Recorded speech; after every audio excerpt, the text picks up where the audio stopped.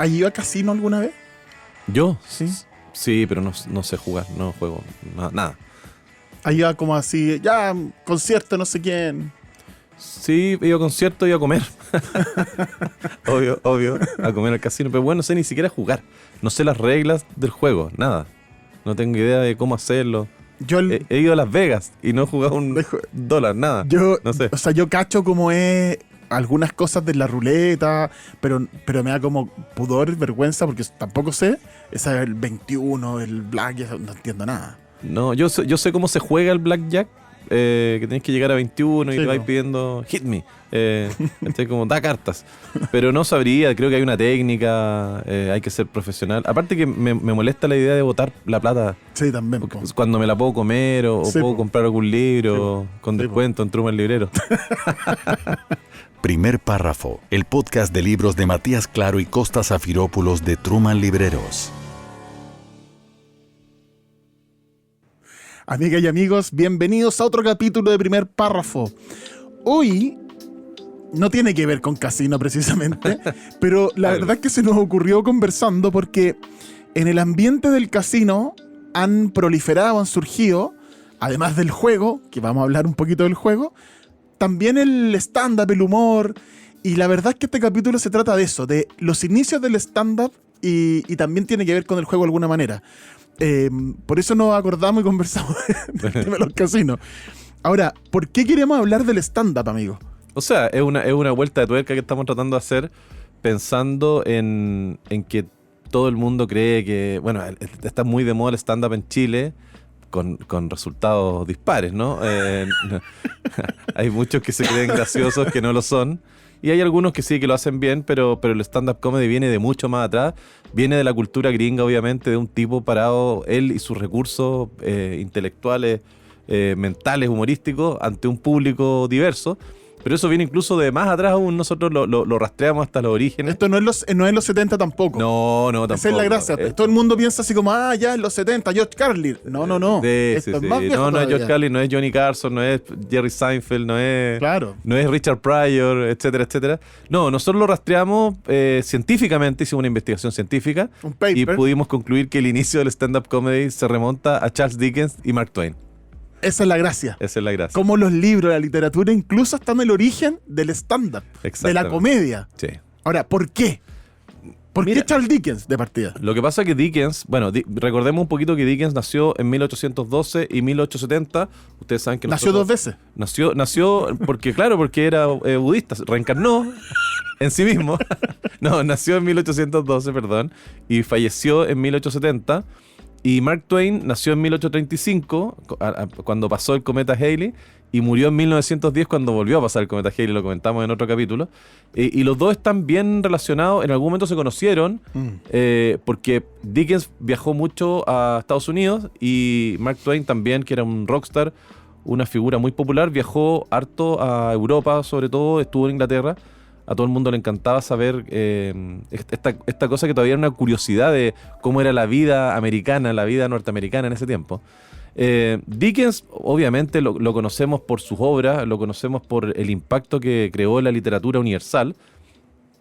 Así como en algún momento hablamos de lo kafkiano, sí. Este tema del absurdo, de algo trágicamente cerrado, de estos ambientes cerrados, estos funcionarios kafkianos que trabajan todo el día, hacen lo mismo, grises, que no van para ninguna parte. Este tema del Estado que te cierra las puertas y te dan una respuesta absurda sin darte ninguna respuesta. Este tema de lo kafkiano, también existe lo dickensiano. Y entendemos lo dickensiano, cada vez que hablamos de algo dickensiano nos estamos refiriendo a malas condiciones sociales, o también personajes cómicamente repulsivos. O sea, Homero Simpson es dickensiano. Totalmente, claro. Y Dickens fue el que creó este concepto de la gente pobre en las grandes ciudades, producto de los albores de la revolución industrial. El progreso tiene sus cosas buenas, pero también tiene sus cosas malas. Recordemos que Dickens tuvo una vida súper particular, no recibió ningún tipo de educación formal hasta los 9 años. Imagínate, tener un weón en la casa hasta los 9 años, que no va al jardín, no va al colegio, no va a nada.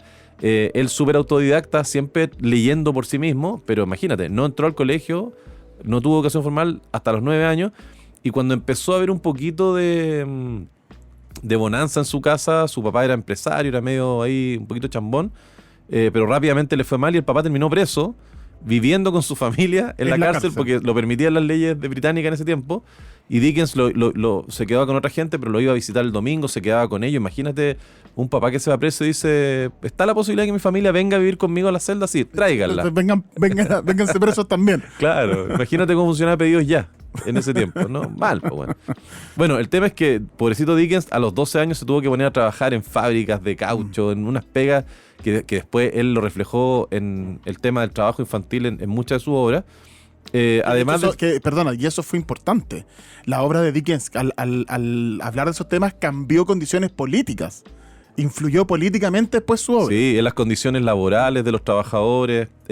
Después más adelante vamos a hablar de cómo de cómo el Londres de la mente de Dickens termina imponiéndose al Londres real. O sea, el Londres que todos entendemos como de aquella época victoriana, el de las obras de Dickens, claro. Y del que de repente no se correspondía con el Londres real, pero él es capaz de imponerse a la realidad. Dickens, además de ser uno de los novelistas más prolíficos, populares de la literatura victoriana, como señalamos, o sea, escribió Oliver Twist, David Copperfield. Hay un libro que nos gusta mucho a nosotros, que es el primer libro que escribió, el que se llama Los papeles póstumos del Club Pickwick, que no es muy conocido y que está más tirado para la comedia, es medio quijotesco, es muy buen libro. Después le pasaron cosas en su vida, se le murió su cuñada muy chiquitita, que era como su hermana chica, y el gallo le cambió un poquito el tono, lo comentamos en algún capítulo, y siempre con la ironía, con el sarcasmo, siempre con ese humor inglés, pero se fue un poquito más para los temas más profundos. Historia de dos ciudades, A Christmas Carol, que es como un cuento de Navidad que se ha reproducido hasta el cansancio. O sea, en Los Simpsons, el personaje Scrooge, este viejo que es como muy mezquino. Los espíritus de Navidad. El espíritu de Navidad que te muestra el pasado, que te muestra la Navidad presente, que generalmente la Navidad es de otras personas que la están pasando peor, y que te lleva al futuro. La película de Bill Murray, que es genial, de fines de los 80, que él es un director, un gerente de una cadena de televisión, y el bueno, es un imbécil, igual que en El Día de la Marmota, y lo agarran estos fantasmas y le muestran lo mezquino que es y qué es lo que va a ser el futuro con todos los pactos pésimos que él está cometiendo. Como digo, los Simpsons a Homero también lo llevan al futuro, a ver las Navidades futuras, pasadas. Es una cuestión que se ha repetido hasta el cansancio.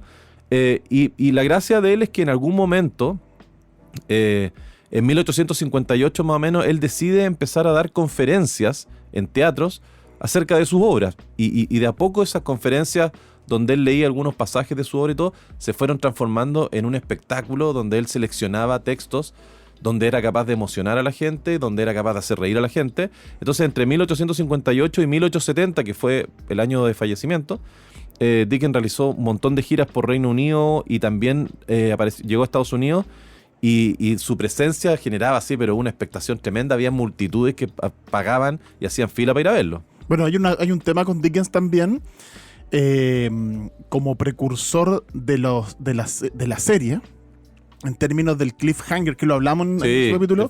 El folletín, lo hablamos con los folletín, que era muy famoso y la gente se peleaba por saber qué iba a pasar con su historia. O sea, cuando el tipo, si tú podías ver en vivo al tipo, además, te volvías loco. Era ir a ver a la Taylor Swift hoy día a los cabros chicos, era eso. Sí, vamos a editar esa comparación para no estar revolcándose en su tumba. Pero así de famoso era. Sí, era muy famoso, famoso. Bueno, y además la gracia de lo que tú mencionaste de los folletines es que el tipo era tan seco y escribía tan rápido que escribía un capítulo, salía y él esperaba la reacción de la gente, como el rating de lo que pasó, qué es lo que quería la gente, y escribía el capítulo que seguía tratando de incluir en el mix eso, lo que la gente pedía. Ese feedback. Sí.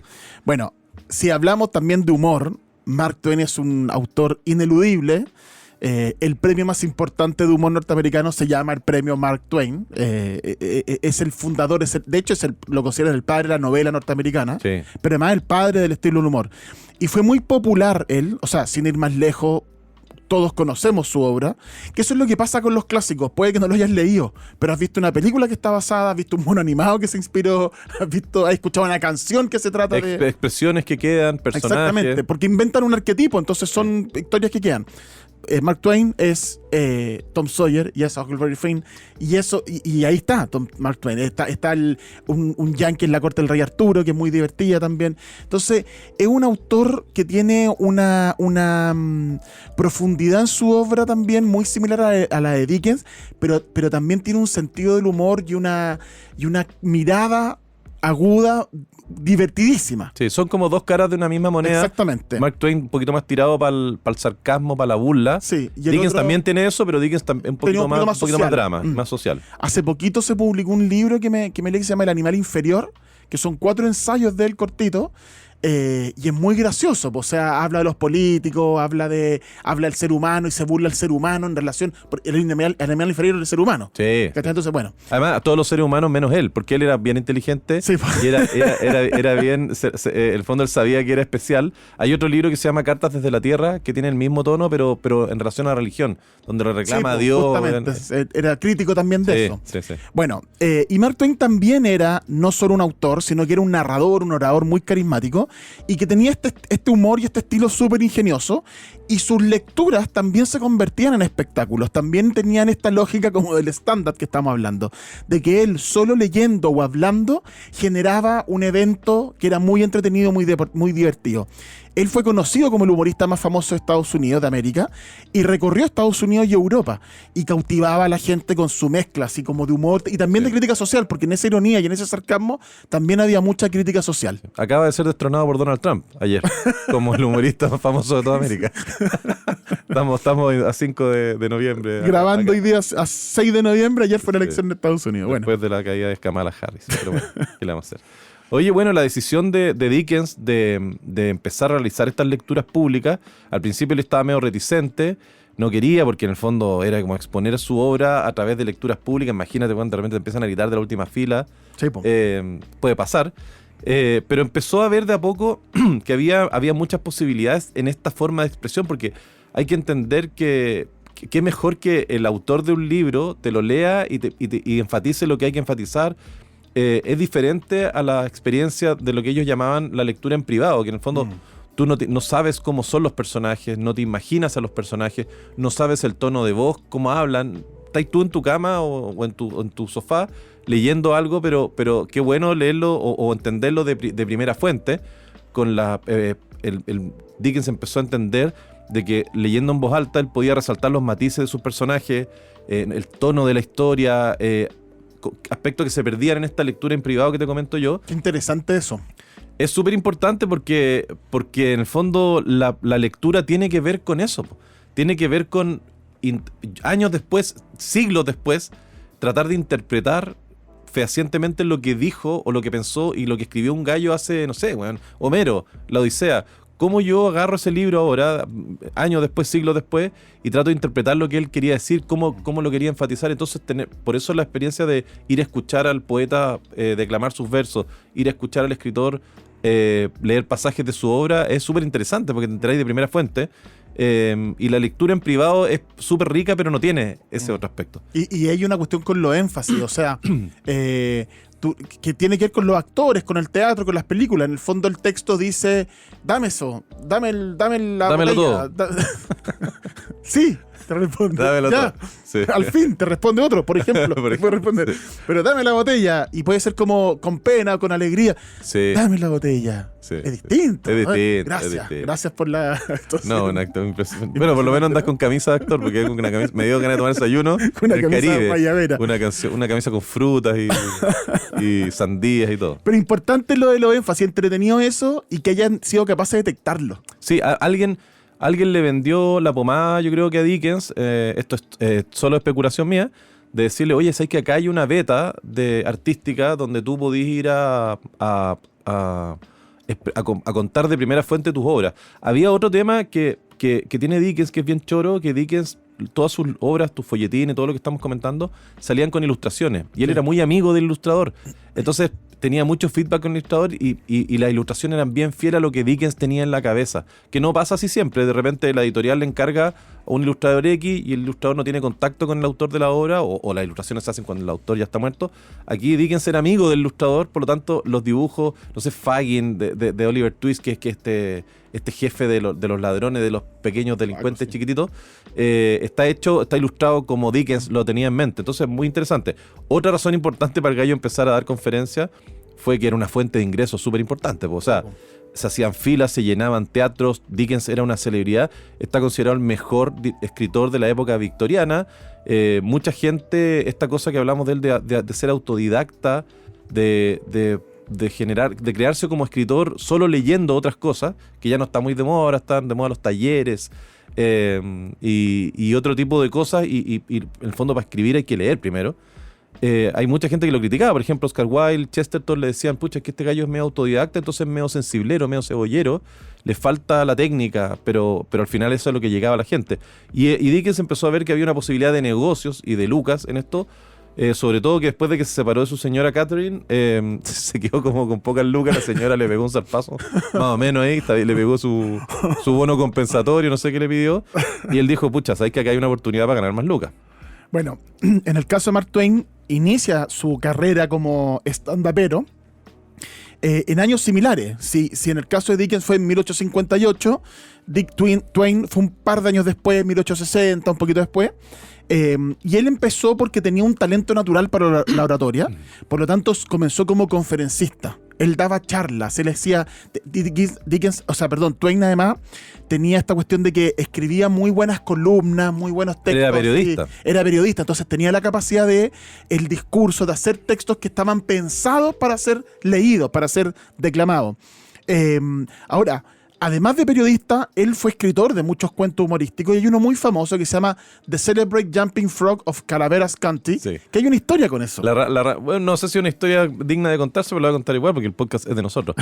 Pero en el fondo es para mandarle un saludo a mi mamá, que la quiero tanto. Ella fue las primeras cosas que me leyó cuando yo era chico. Cuando tú empezás a enganchar con algo entretenido, yo creo que mi mamá entendió que yo no era muy brillante y que tenía que empezar a leerme cosas graciosas para que yo enganchara. Y teníamos, que todavía lo tengo yo, un libro de obras completas de Mark Twain en papel biblia, esto forrado en cuero de verdad. Y el primer relato que me leyó mi mamá fue La rana saltarina del condado de Calaveras. Y es graciosísima, pues son unos gallos, los típicos. Mark Twain está plagado de estos personajes. Hay un personaje, bueno, ahora lo habrían funado, pero el tonto del pueblo. Mark Twain habla del tonto del pueblo, que al final no es tan tonto, ¿me entendí? Es buena gente. Había unos gallos que le metían piedra dentro de la rana para que saltara menos. Esta sabiduría popular del gallo de campo de Mississippi, de Mark Twain, que su nombre real era Samuel Clemens, de Mark Twain.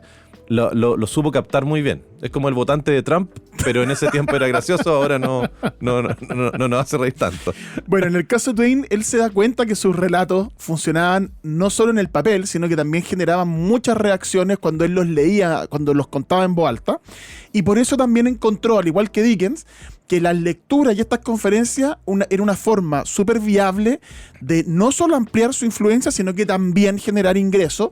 Y ahí hay una pata de Mark Twain súper interesante con el marketing. Mark Twain se vestía de blanco, con el bastón, con el sombrero, tenía una pinta así como el un bigotón grande. Chino Ríos casándose de blanco, Mark Twain igual. Tenía una conciencia de sí mismo y de su marca y de lo que él representaba, y él vendía también eso. Y recordemos el capítulo de Herman Melville, cómo Melville un poco lo despreciaba, porque él era todo lo contrario, tenía tanto o más talento que Mark Twain, pero era incapaz de saber cómo ofrecer su obra, cómo venderse, y detestaba un poco y despreciaba un poco esta cuestión marquetera que tenía Mark Twain. Sí, porque Mark Twain tuvo éxitos desde el día 1 y era esta figura flamboyante, Claro. tenía esta peluca blanca, los bigotones, andaba con un bastón, declamaba, siempre estaba ironizando, siempre estaba echando la talla. Y Melville, por otra parte, era un nerd, en el fondo, era raro, un poco. Era raro. Ahora, si tú lo miras en perspectiva, la novela norteamericana moderna está construida sobre Moby Dick y Huckleberry Finn. Claro, justamente, los dos. Bueno, Mark Twain, como narrador innato y como humorista, comediante innato, hace estas lecturas, estas presentaciones de texto que estaban muy planificadas. Al igual que Dickens, se preocupaba de organizar muy bien sus presentaciones y tenía una capacidad, Mark Twain, que no era para nada menor, que era lo de imitar voces. Sí. Él tenía una actitud además muy irónica, muy reflexiva, pero además con la imitación, o sea, imaginémonos tipo Stefan Kramer, hablando de un texto y imitando las voces y haciendo la lectura con la actuación. Debe haber sido muy divertido. Sí, tenía este acento como sureño también, ¿cachai? Claro. Se vacía los personajes. Y de nuevo, con la ropa blanca, Sí. una presencia bien impactante. Lady Gaga, ¿cachai? Ahora, se alejaba del dramatismo de Dickens, porque él era más sarcasmo, era más ironía, era más humor, generaba mucha simpatía, no iba tanto a la emocionalidad dramática, sino que iba más a la comedia. Entonces tenía este talento violento Mark Twain, y entre medio de estas lecturas también metía los comentarios sobre sociedad, sobre política, sobre religión. Él era muy crítico de la religión, entonces tenía un espacio donde además de alguna manera expresaba sus opiniones, también hacía un poco de política de alguna manera en ese sentido. Cuando iban a ver a Mark Twain no se sabía bien qué es lo que iba a pasar. El gallo improvisaba mucho. Iba a ver, va a leer estos cuentos, pero también improvisaba, entonces era un espectáculo, un stand-up, era un stand-up literal. Sí, pero talentoso los dos. Dickens se preparaba para cada una de estas conferencias, generalmente agarraba extractos como específicos de sus novelas y cuentos, las escogía como con mucho cuidado porque el gallo era cebollero, entre comillas, y quería provocar un efecto. Entonces escogía escenas como de alto impacto emocional, otras como muy graciosas, y Charles Dickens también imitaba las voces, también le daba su cierta entonación. Por ejemplo, Oliver Twist o Christmas Carol, recién hablamos de Christmas Carol, que es como un cuento de Navidad. Acabo de ver, que se las recomiendo, una serie, la terminé de ver ayer, la primera temporada, que se llama El ocaso de los dioses, que está en Netflix, que está en dibujo animado, pero dibujo animado para adultos. Uh-huh. La serie está hecha por Zack Snyder, que es el director de Watchmen. Sí, que es un gallo capísimo. La serie es para adultos, tiene mucha sangre y tiene sexo y cosas que a los adultos nos entretienen. Y habla de la mitología, de Thor, de Loki, de toda la mitología como nórdica, pero en esta serie Thor es malísimo, Loki es un poquito más bueno.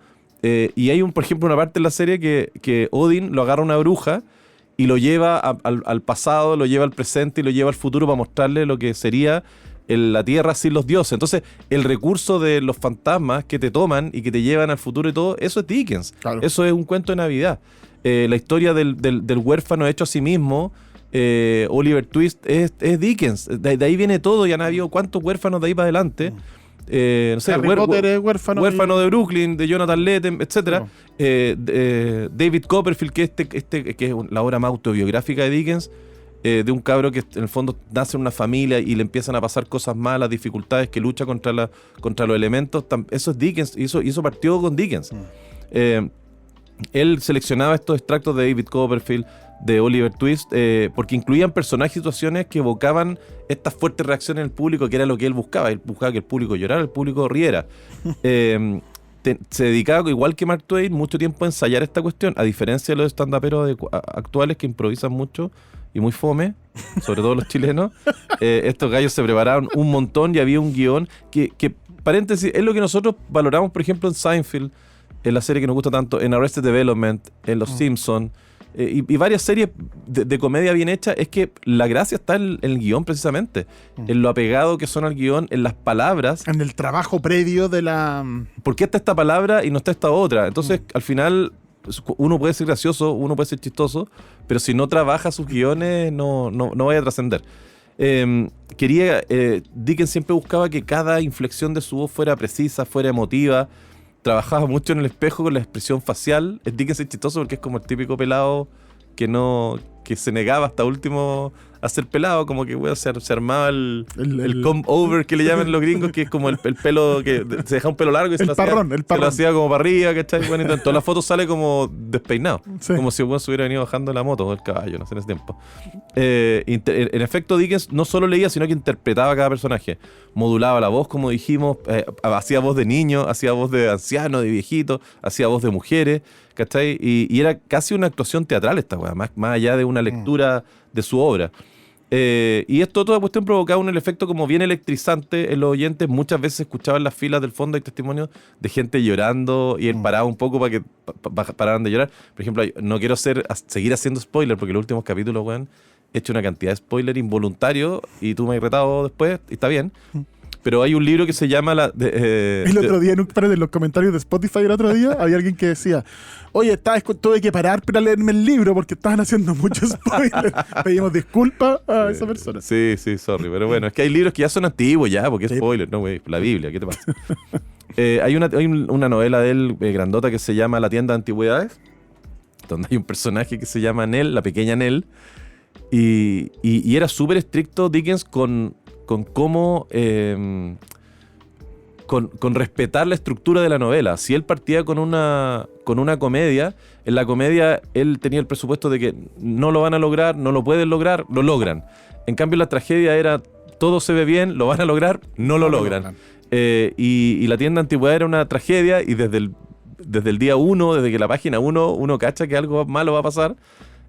Su mejor amigo, que era John Forster, que fue biógrafo después de Dickens, cuando estaban publicándose por folletín la tienda antigüedad, como en la mitad del libro, le dice a Dickens, bueno, tenéis claro que tiene que morir la pequeña Nell, o sea, es como, es obvio. Y el weón dijo, sí, pero es que la gente ama a la pequeña. Sí, la estructura de la novela es lo más importante. Entonces, él leía... Y esa es la anécdota que te contaba antes, de que como él publicaba en los diarios, la gente estaba en el capítulo en que la pequeña Nell queda a punto de como hay un dicho con la comida, está a punto de... A punto de caramelo. A punto de caramelo, cuando estaba a punto de caramelo la pequeña Nell. Sí.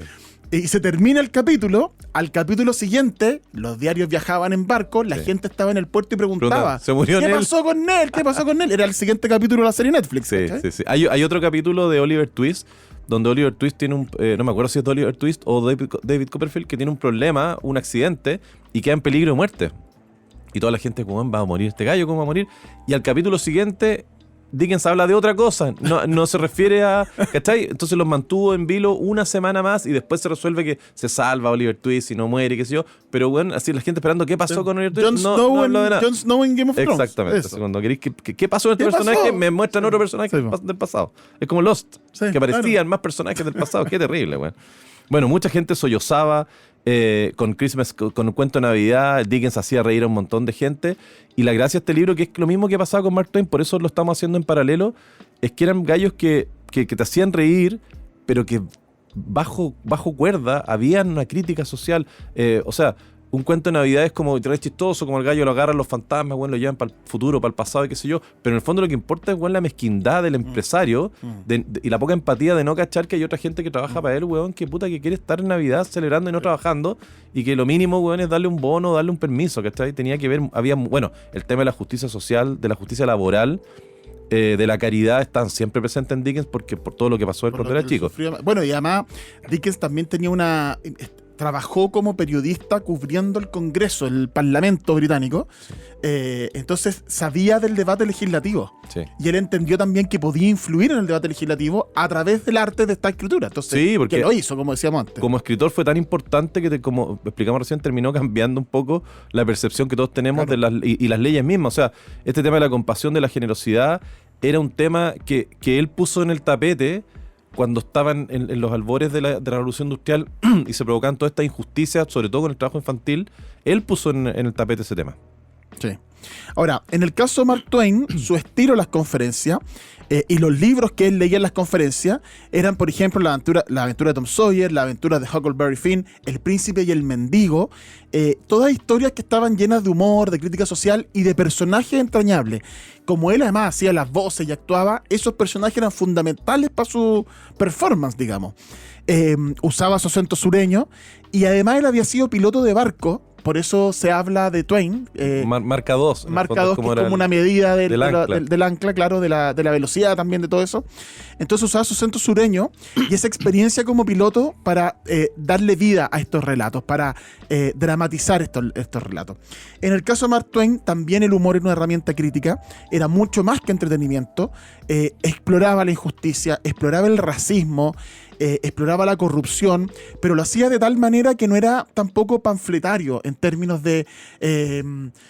no caía como en la política o en el populismo, sino que lo hacía como con una elegancia, con el sentido del humor propio de la inteligencia también que tenía Mark Twain. Sí, era súper importante destacar lo que tú mencionaste, el tema del racismo, bueno, que Mark Twain fue como un avanzado a su época, de decir, oye, esta weá no puede ser, esta cuestión no puede ser, ¿cachai? ¿No? Sí. En un tiempo en que podía ser y era. Y era, sí, claro. Sí, pues y él además, esas lecturas y esas opiniones las mezclaba con anécdotas, con fragmentos de su obra, donde develaba esas contradicciones de la sociedad estadounidense, esas injusticias del sistema judicial o los valores morales, las ciertas hipocresías que tenían los valores morales norteamericanos. Que persiste hasta hoy. Hasta hoy. Y en ese y por eso era tan importante Mark Twain en la idiosincrasia norteamericana. Porque él desde el día 1 estuvo mirando estas cosas y las estuvo de alguna manera denunciando. Sí, en el fondo como que no era un escritor político, pero lo era muchísimo. Mucho, claro. Justamente. Bueno, usaba el humor con estos fines críticos. En la aventura de Huckleberry Finn, Twain la leía en sus conferencias y con este humor y esta sátira exploraba la esclavitud, exploraba el racismo, leía los diálogos de Huck y Jim, que Jim es el esclavo que huye, y él expresaba estas limitaciones y los prejuicios del pensamiento racista en la época. Pero no sermoneaba, no alineaba, como decíamos antes. Era una cuestión que era una reflexión para la gente sin que la gente se diera cuenta. La gente lo iba a pasar bien y como en las buenas películas uno se educaba. Sí. Cuando uno va a una buena película sale mejor. Sí, sin darte cuenta. Sin darte incluso. cuenta. O sea, bueno, yo creo que también la genialidad de Twain estaba en los diálogos, ¿cachai? Porque en el fondo, para que la gente que no ha leído, Huckleberry Finn es un cabro así medio peluzón y todo, que se escapa en algún momento de la novela, se escapa con Jim, que es un esclavo, y conversan mucho ellos arriba de una barca donde escapan. Sí, y en el fondo no es Twain pontificando nada a través de ellos. sino que es los diálogos de ellos donde él te muestra, weón, que esto no puede ser. Pero ahí hay que detenerse en algo. Es tan real y tan verosímil y conocía tan bien a sus personajes que lo que Twain contaba a través de ellos no es solo la mente de Twain, es decir, los valores y las ideas de Twain no estaban solo contadas a través de estos personajes, era la realidad de esos personajes. Twain conocía a esos personajes. Era lo que estaba pasando. Era lo que estaba pasando, entonces era capaz de dar algo muy real, una creación muy real a través de esas voces. Sí. Bueno, estos dos gallos fueron muy populares. Dickens, precisamente, realizó 2 giras, o sea, giraba permanentemente Dickens por Reino Unido.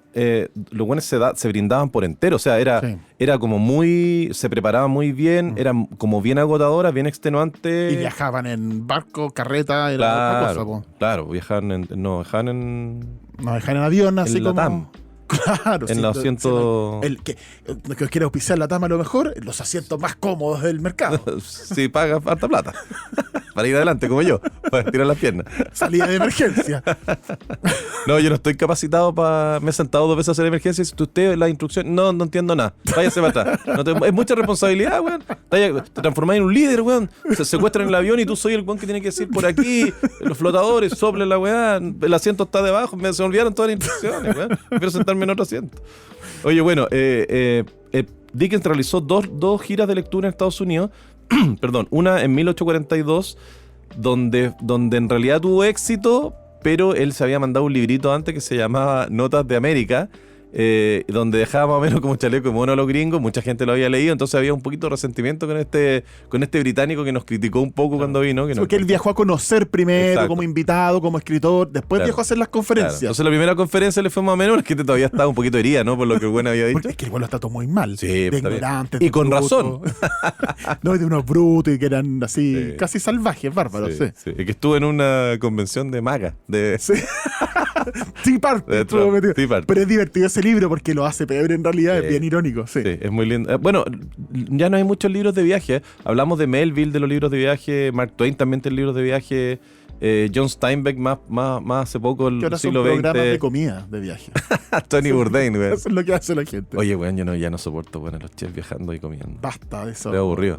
Basta de ese género. Terrible. Ya. Sí. Qué lindo, oye, mira las pirámides, qué bonito. Y después, qué y Dickens después tuvo una segunda. Sí, en 1867-68, y esta última gira lo recibieron así como una celebridad rockstar totalmente. Las entradas se vendían a precio elevadísimo, las salas se llenaban de personas que querían ver al autor, que además ya estaba ultra consagrado, todo el mundo leía todas las cosas que él había publicado. ¿Cómo se llama? El resentimiento que provocó la primera gira, como que con esta segunda gira se anduvo calmando y el mismo Dickens habla de que esta fue como la gira de la reconciliación. El problema es que, como hablábamos recién, estas giras eran bien demandantes, terminaban ellos como bien extenuados, y la salud les empezó a jugar. Descubrieron tarde el tema de las charlas, ¿cachai? La gallina de los huevos de oro, y empezó esto a cobrar un alto precio, un alto costo en la salud de Dickens, la energía, la entrega que él ponía como en cada lectura, junto con las largas horas de viaje que tú mencionaste recién, Matías, y esta presión de cumplir con la expectativa, porque era Dickens, pues bueno, no podía hacer cualquier charla, lo fueron agotando física, mentalmente. Es más, durante su última gira estaba tan cansado, tan débil, que tuvo que de repente suspender un poquito, parar, la gente lo esperaba, ¿me entendí? Y en 1870, unos meses después de su última lectura, Dickens finalmente falleció. Estaba súper cansado. Estas lecturas que nosotros le llamamos como los orígenes del stand-up, que nos parece que por ahí partió todo, dejaron un legado obviamente que es súper importante porque fueron pioneras en la historia de esta comunidad entre el escritor o el creador con su público. Sentaron las bases para lo que es, no sé, el Comic Con hoy en día, Claro. que tú vayas a ver al autor, al actor, a Neil Gaiman, ¿cachai? Claro. O incluso a Robert Downey Jr., que es Iron Man, a ¿cachai? George Martin, autor. que cuando vaya a publicar el último, no sé qué, tienen que dar explicación a su público. Exactamente. Claro. Esa relación entre creador y su público directo, esas bases las sentaron estos dos grandes autores, y el concepto de stand-up, de lecturas de su obra. Dickens demostró que la literatura podía ser no solo una experiencia privada, sino también una comunión pública en la que el autor y su audiencia compartían la intensidad emocional de las palabras. Eso me parece súper importante porque humildemente es lo que nosotros tratamos de hacer con Primer Párrafo. Están los libros ahí en el anaquel, en el librero. Algunos se están llenando de polvo, otros están muy arriba y no los alcanzamos tanto físicamente como figurativamente. Hay libros que son bien inaccesibles y nosotros, con nuestras limitaciones, por cierto, tratamos de acercar esa experiencia que aparentemente se ve como árida, como lejana, como difícil, y tratamos de bajarle un par de marchas a los cambios para que la gente se entusiasme en ir a leer. Y nosotros lo hacemos también influenciados por lo que hizo Mark Twain y por lo que hizo Dickens, desde acercar la literatura a las masas. Es que hay un no sé tema... si acá se trata de... No sé si llegaremos a las masas, pero... Es que además, si habláis de masa, yo pienso en pizzas, pienso en fideíto y me empieza a dar hambre, Sí. entonces... Pero un puñado de gente, de nuestros fieles mejor seguidores. ahí mejor. Ahora, hay un tema ahí que también, así como, perdónenlo Dickens, de sensiblero tal vez, pero tiene que ver con que si la lectura es un acto privado, igual es muy bonito compartirlo. Sí. Entonces es muy bonito conversar de los libros, hablar de los libros, compartir una lectura. Es muy emotivo cuando uno le recomienda un libro a alguien y a esa persona le gustó. Sí. Y te dice, oye, me encantó el libro. Por alguna razón uno se siente bien. Y no escribió el libro, ni lo publicó, Claro. ni hizo nada de eso. Pero te Solamente... mostré algo. Y tenemos algo en común ahora. A los dos nos gustó esto y podemos conversar de eso. Sí. Y eso es tan humano, amigo, vivir en comunidad, amigo. Uno se siente como un exhibicionista en el parque. Te mostré algo que te puede gustar o no, Puede que no, pero te lo mostré, güey. pero te lo mostré ya. Y está grabado a fuego en tu mente. Para bien, O pero para sobre mal. todo para mal.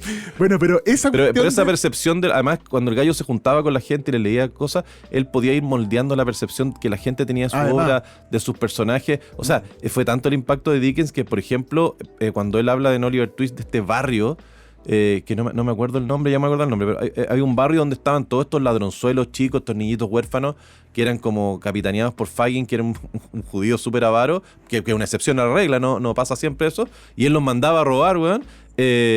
Después de que salió Oliver Twist, las autoridades decidieron intervenir ese barrio porque empezaron a cachar que ahí había delincuencia, o sea, imagínate lo que tuvo que ver con las leyes laborales, Sí, el claro. trabajo infantil.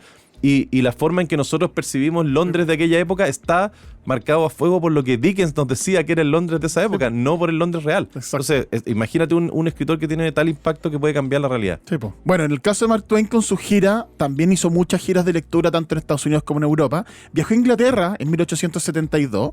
Era muy querido por los lectores británicos porque lo encontraban fascinante y cómico sobre la vida americana. Y si hay alguien que aprecia el humor, son los británicos. Entonces fue recibido como una celebridad. Y tenía una gracia también, que a sus eventos eran verdaderos eventos sociales, sus conferencias, y asistían personas de todas las clases sociales también.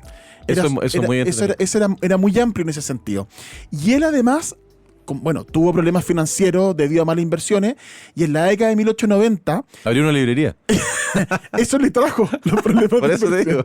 Organizó una extensa gira mundial para recuperarse económicamente. Entonces no solo viajó por Estados Unidos y Europa, sino que fue a la India, fue a Australia, fue a Nueva Zelanda. Entonces Twain además fue capaz de adaptar su obra a distintos formatos, distintas audiencias, y conectó con distintas culturas, distintas nacionalidades. Esa es una tremenda gracia en un mundo que no era global como el de ahora. No. Entonces es bien curioso ese como Twain, el primer escritor global, ¿cachai? Sí, Twain en India. Es como, bueno, También tuvo, por cierto, riesgos en su salud. Las giras eran desgastantes, como tú decías, eran agotadoras, envejecía, se afectaba físicamente, y tuvo que, bueno, y exponerse su energía en el público, su creatividad en el público, evidentemente lo agotaba. A diferencia de Dickens, que murió poco después de su gira, él pudo continuar con su carrera de conferencista casi hasta el final de su vida, más pausado, más espaciada, pero se dedicó a las giras durante muchos años, sí, continuó, y le permitieron de alguna manera, aunque eran años difíciles de gira, perdió a su esposa y a 2 de sus hijas. Sí. Entonces, las últimas giras que él realizó fueron más melancólicas, más reflexivas, más tristes de alguna manera. Más las manera. giras de un viejito también que sigue girando. Claro, y el otro día nosotros fuimos a ver a Paul McCartney, que es un viejito, weón, de, no sé, 80 y tantos años, años, que está totalmente vigente, que es extraordinario, que sí, parece ser un robot y todo. Y el otro día yo vi una imagen en Instagram de Frankie Valli, sí, que era el cantante de los Four Seasons, que era un gallo famosísimo, y que ahora está viejito. son viejitos. Y salen 4 negros atrás, weón, con un coro, con unos vozarrones, y el viejo sale adelante, parece una marioneta y mueve la boca. Ni siquiera se ve en el playback. Entonces, Sí, claramente, esto es la familia, weón, sacándole jugo Claro, a esa naranja. y los coristas son los que llevan el peso del espectáculo. Exactamente, po, weón. Para variar, explotando.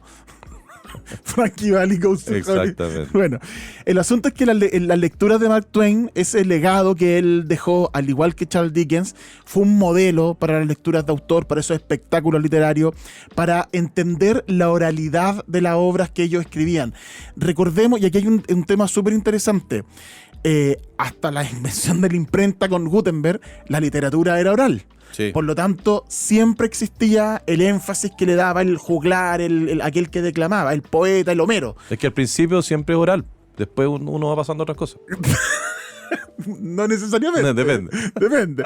Depende del precio, amigo. Pero el asunto es que entonces es bien curioso ver cómo en la revolución industrial, donde ya se podían hacer libros, donde ya era todo, igual la oralidad era importante, Sí. y el espectáculo en vivo fue fundamental para ellos también, para estos autores que son gigantescos además. Es que la idea de ir a ver a tu ídolo siempre ha estado ahí, y estos guys supieron explotarla antes Sí, que nadie. claro. Hay una anécdota ahí bien chora. El año 68 hicieron una película, una adaptación de Oliver Twist, que se llama Oliver, un musical. Fagin lo interpreta Oliver Reed, un actor inglés que era así como un bozarrón y qué sé yo. Y el que hace de Oliver Twist es un actor que se llama Mark Lester, que era chiquitito en ese tiempo y participó en esta película adaptación de Dickens. Y más adelante, el 77, Mark Lester protagoniza El Príncipe y el Mendigo, que es la adaptación de una obra de Mark Twain, tan relacionado ahí. Mark Lester además después se dedicó fue médico, se retiró de la actuación y fue médico y todo, y fue muy amigo de Michael Jackson. Y él mismo ha dicho que él fue el donante de esperma para Paris Jackson, que es la hija de Michael Jackson. Tú veis las fotos, weón, y son iguales. Súper parecido. Y el abogado lo negó y todo, pero bueno, yo no me imagino a Michael Jackson donando el esperma a nadie, para nada. Yo voy por Mark Lester. Bueno, eso tiene que ver con el origen del stand-up. Ahora, como partimos hablando de, bueno, los casinos, también espectáculo, el show business. Ese era el show business, ese son los Frank Sinatra, los actores de residencia, eran estos escritores. Ahora, había juego también.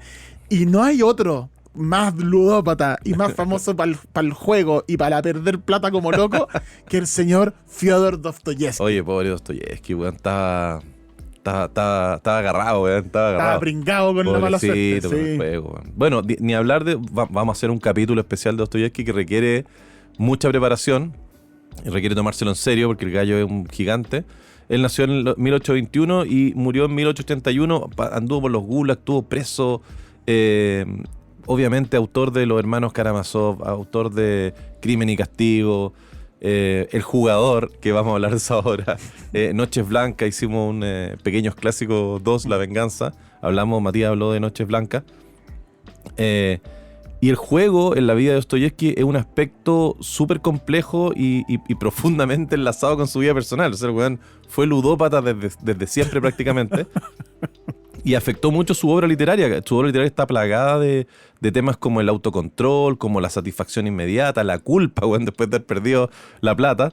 Y este problema del juego no solo afectó su estabilidad emocional y sobre todo financiera, sino que también influyó en su desarrollo como escritor.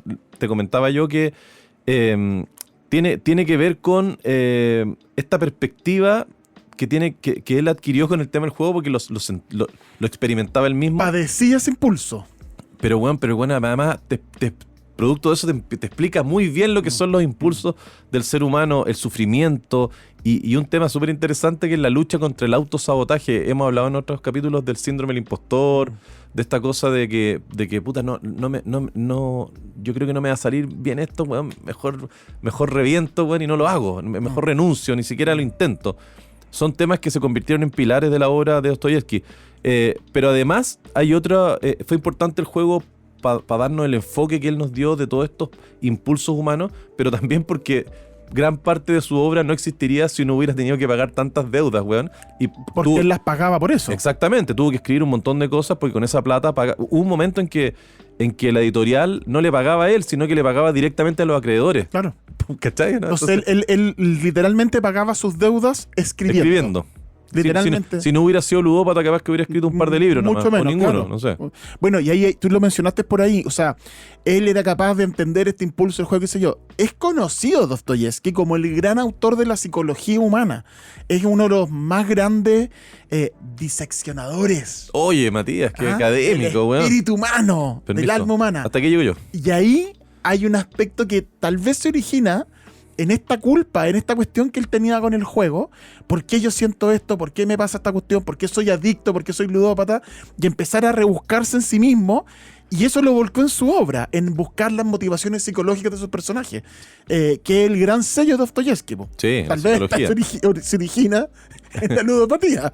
Sí. Bueno, los orígenes de la ludopatía de Dostoyevsky, él era adicto a la ruleta, fíjate. Le gustaba pero no hay nada más azaroso además que la ruleta. Bueno. Porque por último en los otros, el blackjack, no sé lo que... Hay las cierta cartas, destreza. Tú tenés que elegir algo. Acá es como, ya, Pero tiene que ver con el autosabotaje, pues como, weón, la ruleta no me favorece, Sí, no tengo nada que hacer yo. Sí, pues claro. No es que yo sea malo para el blackjack, es que la ruleta, weón, salió Sí, negro y salió rojo y yo puse negro. Claro, justamente. Bueno, tenía una fuerte adicción al juego por la ruleta. Estamos hablando de la década de 1860. Mientras en 1860 Twain andaba girando por el mundo ganando plata con sus charlas. ¿Y Dickens también? Y Dickens también. Dostoyevsky estaba en un periodo absolutamente tumultuoso. Había muerto su esposa, su hermano, muerte muy trágica. Tenía una presión financiera abrumadora, debía mucha plata. Y en un viaje que él hace a Europa Occidental, descubre la ruleta y se vuelve adicto a esta forma de evasión de sus problemas y esta sensación ilusoria de control de su destino, de que voy a poner el rojo, no, que ya salió el negro, ahora va a salir el rojo nuevo, y la casa siempre gana y no Dostoyevsky. Entonces esa relación con el juego rápidamente se tornó en destructiva, en una adicción. Y esta naturaleza impulsiva y emocional de Dostoyevsky, con esta tendencia de introspección. Pudiste decir diseccionar, weón, y no podías decir introspección. Y esta tendencia como una introspección bien profunda, él era bien vulnerable a estas cuestiones como de satisfacción inmediata. Sí, o sea, Dostoyevsky hoy día habría sido un niño rata adicto al Instagram. Sí. Viendo video tras video, habría sido un tremendo con adicto a las con redes una sociales. Red Bull, tomando una Red Bull. Tremendo. Sí. Entonces, bueno, este ciclo de juego, de arrepentimiento, de repetición, fue un tema central en su vida, y es lo que hablábamos antes. Era ese reflejo que él sentía con el juego, lo traspasó a sus obras en las luchas internas que muchos de sus personajes tienen en sus distintas obras. Sí. Sí, bueno, y esta cuestión de la ludopatía lo acompañó siempre estaba endeudado, ya nadie le prestaba plata, bueno, nadie le creía, y empezó el problema de este gallo que empezó a celebrar contratos así bien en la onda de la ruleta rusa, Sí. como bien así, matar o morir, weón, me salvo o me hundo para siempre. Tenía un editor que era Stelovsky, que era bien negrero, que sabía que Dostoyevsky era un gallo tremendo. Dostoyevsky todavía no escribía sus más grandes obras, pero había escrito muchas obras. Y en algún momento le dice, bueno, necesito plata, adelántame de mi próxima novela. Y el gallo le dice, no te adelanto más porque me debí mucha plata, qué sé yo. Dostoyevsky estaba escribiendo en ese momento Crimen y Castigo por entregas. Por lo tanto, todas las semanas o todos los meses tenía que publicar un capítulo. Estaba con una novela pesadísima. Y este gallo, Stelovsky, el 66, le dice, ya, bueno, ¿sabes qué? Te voy a adelantar unas lucas, pero me tenéis que prometer que esta novela la vaya a escribir en un tiempo récord. Y Dostoyevsky cometió la locura de comprometerse a escribir esta novela, ¿cachai, weón? En 4 semanas. Obviamente Stelovsky le dijo, ok, si la logra escribir en 4 semanas, yo te pago lo que tú me estás pidiendo, pero si no la logras escribir, yo me quedo con los derechos de todas las obras que tú ya has escrito ya. Lo que era, bueno, imagínate, Dostoyevski perdía los derechos de todas sus cosas que había escrito, Noches Blancas, bueno, El Doble, un montón de cosas. Y así todo, como era loco, aceptó, pues, bueno, aceptó y se fue y se metió a escribir. Mientras escribía Crimen y Castigo, empezó a escribir una novela que nosotros hoy día conocemos, que se llama El Jugador, que es autobiográfica, donde él, en cierto sentido, plasmaba esta obsesión que tenía él, la obsesión y la frustración que le provocaba el juego. El problema es que estaba en el medio de la cuestión y no avanzaba, el weón estaba cagado frío, ya no le quedaba plata para comprar leña. Él escribía a mano y los dedos así ateridos de frío, no podía avanzar lo rápido que él necesitaba avanzar. Entonces los amigos, en vez de prestarle plata, le contrataron una mecanógrafa que se llamaba Ana Grigorievna. Y él dictaba, en la mañana dictaba Crimen y Castigo y en las tardes dictaba El Jugador. Y weón, me vaya a creer que el weón terminó, loco, y terminó de escribir El Jugador. No perdió los derechos de sus obras anteriores y finalmente se terminó casando con Ana, sí, porque conversaban mucho, se terminaron enamorando y ella lo ayudó mucho con el tema de la ludopatía, lo frenaba, pero bueno, se arrancaba, sí, y después siguió jugando igual, sí, y se mandó unos condoros y un par de cartas donde él le dice, le cuenta que, puta, bueno, se tenía 20, no me acuerdo cuál es el nombre, la moneda de los rusos en ese tiempo, pero no sé, ya, bueno, 20 pesos, 20 florines, no sé qué cresta era, y se gastó 10 en el casino y después se los perdió, obviamente, y los otros 10 los metió y ganó 300.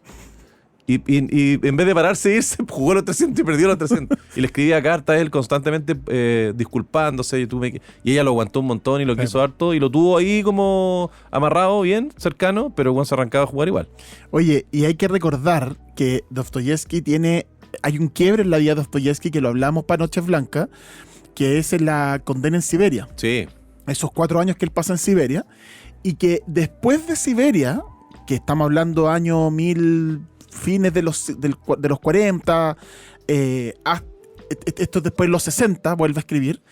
El 61 publicó Humillado Ofendido. El 61-62 Recuerdo la Casa de los Muertos. Memorias de Subsuelo el 64. Crimen y Castigo del 66. El Jugador del 66. Y El Idiota del 68-69. O sea, se manda en esos 5 o 6 años. Libraco, además. Tremendos libros. Sí. Y el tipo todo atravesado por esta deuda y esta presión financiera tremenda. Parece que presionado la gente trabaja mejor, güey, bajo presión. No es menor, no es menor. Bueno, en el caso de Dostoyevsky, el juego es una metáfora de su obra. La ludopatía influyó profundamente en su escritura. Mencionamos El Jugador. El protagonista es Alexei Ivanovich, que es un joven, un tutor que está atrapado en una adicción destructiva del juego. Y Dostoyevsky es capaz de retratar el juego no solo como una cuestión recreativa, o incluso como, o sea, no como una cuestión sana solo recreativa, ni tampoco como una simple adicción, sino que combina ambos elementos y es un verdadero espejo de la naturaleza humana y de estos impulsos contradictorios que todos tenemos, estas luces y sombras de autodestrucción y de esperanza. Entonces logra armar, como muy bien lo hacía Dostoyevsky, un perfil muy complejo y muy humano de las dos tendencias que habitan siempre en una persona. Que tiene que ver con el tema de las adicciones, que lo hablamos justamente a propósito de cuando comentamos el libro Comer sin hambre, de que hablamos de comida y qué sé yo, que es la adicción que más nos interpreta a nosotros, porque nosotros no somos... El azúcar. Exactamente. Esta anticipación de comerme este sándwich, de comerme este chocolate, y después el arrepentimiento terrible de habérselo comido. Entonces esa lucha eterna, y después se te pasa el arrepentimiento, bueno, y te vuelve las ansias. Sí, y a este gallo con el juego le pasaba eso. Además, bueno, esto tenía consecuencias. Te comía una hamburguesa y perdí 10 lucas, no sé cuánto costarán ahora, 15 lucas la hamburguesa. Algo así. Depende si la quería agrandada o no. Pero este weón perdía la casa, perdía todo. Perdía el derecho a sus obras. Imagínate. Pero no lo perdió, al final lo logró conservar gracias a haber escrito El Jugador. Es que tremenda ironía de sí. Bueno, Dostoyevsky en el juego hace esta metáfora entre lucha y libertad, o sea, esta lucha, entre la libertad y la compulsión. Y hay una cuestión súper interesante. Los personajes del jugador no es solo una búsqueda financiera, no es solo buscar plata, no es solo ganar en el juego. Buscan afirmación, buscan control de sus vidas. Eso es finalmente lo que están jugando. Y eso es lo que los lleva a la autodestrucción. Esa contradicción entre juego... fíjate que en el capítulo del Principito hablamos, o vamos a hablar, porque no me acuerdo si va a salir antes o después que pero en el capítulo del Principito hay un personaje del Principito que es el bebedor. Sí. Y el bebedor bebe. ¿Y por qué tomas? Porque tengo vergüenza. ¿Por qué tienes vergüenza? Por ser curado. Entonces sigo tomando. Entonces, ¿caché? Es un círculo vicioso. Un círculo vicioso. Entonces, Dostoyevsky lograba también eso en estos personajes de la autodestrucción. Y esta contradicción era parte de un dilema central de la psicología humana que lo exploró en otros personajes como en Crimen y Castigo, con Raskolnikov o los hermanos Karamazov, que es la lucha interna entre los impulsos y la moral, que después Freud lo desarrolla. O sea, sin Dostoyevsky no hay Freud.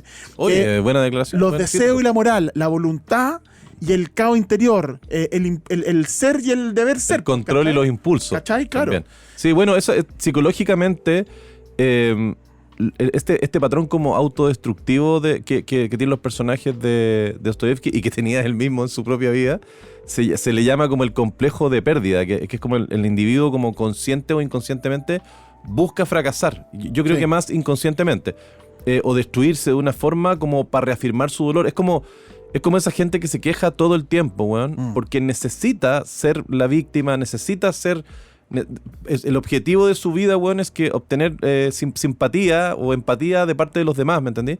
Y para eso te tiene que ir mal, weón. Tenés que fracasar, tenés que estar pasando cosas malas para que los demás se preocupen de ti, se fijen en ti. Tú como que necesitas el dolor permanente. En la biografía de Matthew Perry, del actor que hacía Chandler en Friends, que falleció, weón, como sabemos, él cuenta eso, que él al final, cuando logró entender cómo funcionaban sus adicciones, es que él entendió que él necesitaba ser la prima donna, necesitaba fracasar, necesitaba estar mal para tener la atención que nunca tuvo, weón, de su mamá, de su papá, qué sé yo.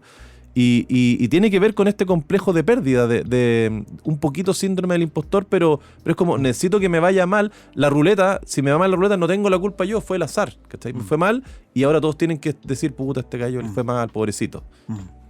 Bueno, ya comentamos lo que significó Ana Grigorievna en su vida, que fue la mecanógrafa que le ayudó a sacar adelante la novela El Jugador, y que después, puta, se enamoró de él y tuvo un papel fundamental en su vida. Lo ayudó, como todas las mujeres, a manejar sus finanzas y a tratar de establecer una disciplina de trabajo que lo alejara de la ruleta. Qué impresionante eso. Yo me acuerdo en la universidad, lejos los mejores cuadernos, los más ordenados, la de las compañeras. ¿Qué haríamos?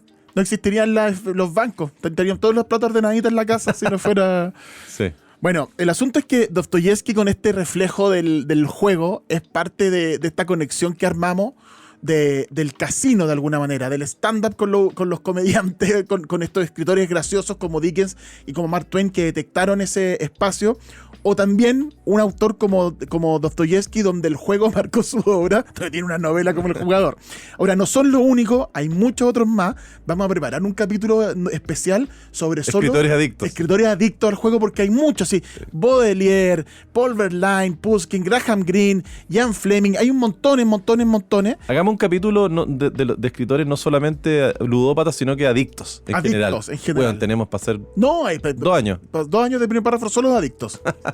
Pero el asunto es que encontrábamos gracioso esta mezcla de, como, no son solo anécdotas, no es una anécdota solamente que Mark Twain y Dickens hicieran stand-up, no era una anécdota solamente que Dostoyevsky fuera ludópata, sino que había también ahí un algo más detrás que lo queríamos contar en este capítulo.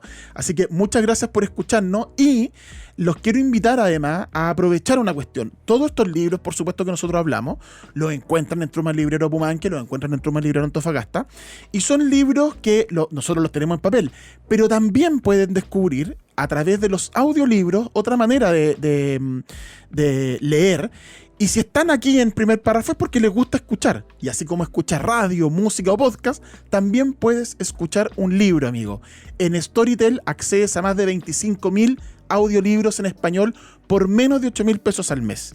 Entra a storytel.com y prepárate para no parar de escuchar y de leer. Aparte que el tema del audiolibro se relaciona, pero precisamente con lo que estamos hablando, porque en el fondo a lo mejor no te lo va a contar el autor del libro, pero te lo va a contar alguien que va a enfatizar las palabras, que va a darle este énfasis, te va a caracterizar el tema, y siempre es bueno escuchar. Así que muchas gracias por escucharnos en este capítulo de Primer Párrafo. Los invitamos a revisar los otros capítulos. Hemos nombrado, por ejemplo, entre medio hablamos de Melville, hablamos de otro autor, hablamos de Noches Blancas en los pequeños clásicos. Denle una vuelta a esos otros capítulos. Sí, acuérdense que a fines de diciembre salimos de vacaciones, porque nosotros, aunque esto no parezca un trabajo, lo es. Y van a tener oportunidad el verano de revisar los capítulos anteriores. Y visítennos, vayan a vernos las librerías, ahí pueden encontrar los libros en Truman Apumanqui y en Truman Antofagasta, y los esperamos allá, pues. Un abrazo, amigos. Primer Párrafo es un podcast original de Emisor Podcasting. Encuéntralo en emisorpodcasting.com, Spotify, YouTube y donde sea que escuches podcast.